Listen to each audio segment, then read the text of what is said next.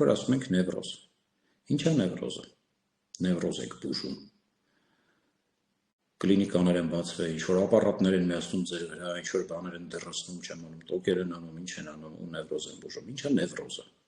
1778 թվականին պատկերացնեք դա երբ էր, մոտավորապես 250 տարի առաջ։ Մեկ պատկերացրեք քաղաքակրթությունը այդ ժամանակ ինչ վիճակում էր, գիտությունը ինչ վիճակում էր։ Այդ ժամանակ, երբ որ մարդիկ նոր սկսեցին ուսումնասիրել հոգեկան առողջությունը, հոգեկան առողջության բոլոր խնդիրները բաժանեցին երկու խմբի՝ նևրոզներ եւ փսիխոզներ։ Ոնց որ նույն ֆիզիկական մարմնի բոլոր հիվանդությունները բաժանենք երկու խմբի՝ ուռուցքներ եւ ոչ ուռուցքներ։ Բայց ոնց որ սիրում եմ ասեմ, ստամոքսիխոցները ոչ ուռուցք, ատամի նյարդի բորբոքումն էլ է ոչ ուռուցք, կարճատեսությունն էլ է ոչ ուռուցք, կոտրվածքն էլ է ոչ ուռուցք։ Եվ այդ ամեն ինչի անունը դնել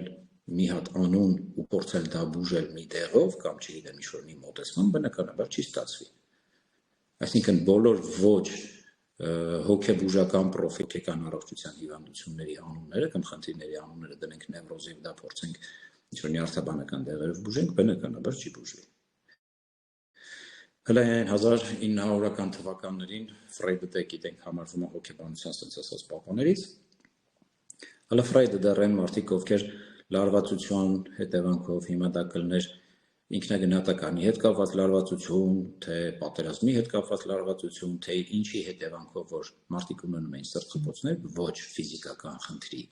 այլ հոգեբանական, որպես փսիխոսոմատիկ, որ ունենում էին, իրենց ինչ էին ասում։ Ասում էր Ֆրեյդն ասում էր սրտի նևրոզա։ Այն մյուսը, որ ունենում էր ստամոքսի ինչ-որ խնդիր, ասում էր ստամոքսի նևրոզա։ Եթե ստամոքսաղեքային տրակտի ձևով էր, այսինքն խանգարումների ձևով էր այդ կլինիկան ստամոքսի ցավեր, սրտխառնոցներ, փորկապություն, փորլուծություն, դրանց ասում էր ստամոքսի նևրոզա։ Օրինակ համար անձի հիստերոիդ խանգարում ունեցողները, ովքեր որ այդ հիստերիա ասվածն էին ունենում, հիստերիա ոչ թե որպես վիրավորանք, այլ որպես կլինիկական ձևակերպում, դրանց ասում էր հիստերիկ նևրոզա։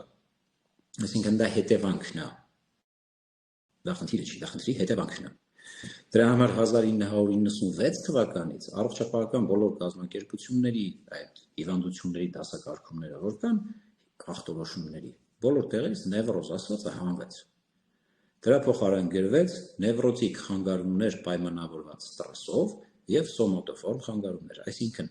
խնդիրներ, որոնք պայմանավորված են ճիշտ է նևրոտիկ դրսևորում ունեն, բայց պայմանավորված են ստրեսով։ Իսկ ստրես ասվածը շատ լայն հասկացություն է։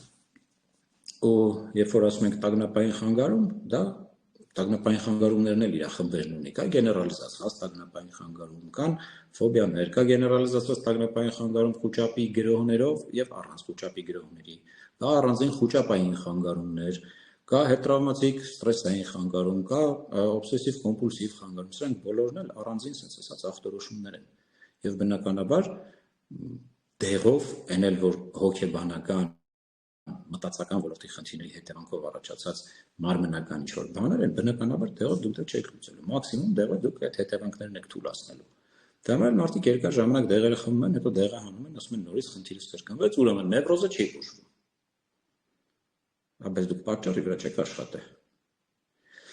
Դրա համար մի հատ եկեք հələ սկզբում հասկանանք ինչա կատարվում, այսինքն ձևակերպում, ախտորոշում, դիագնոզ, ինձ գրեցի նևրոզ ունես, մինչև այսօր հələ մարդիկ գրում են նևրոզ, դիագնոզ, նևրոզ, բայց չկա տենց ախտորոշում դեռ բժշկական տեսակետից։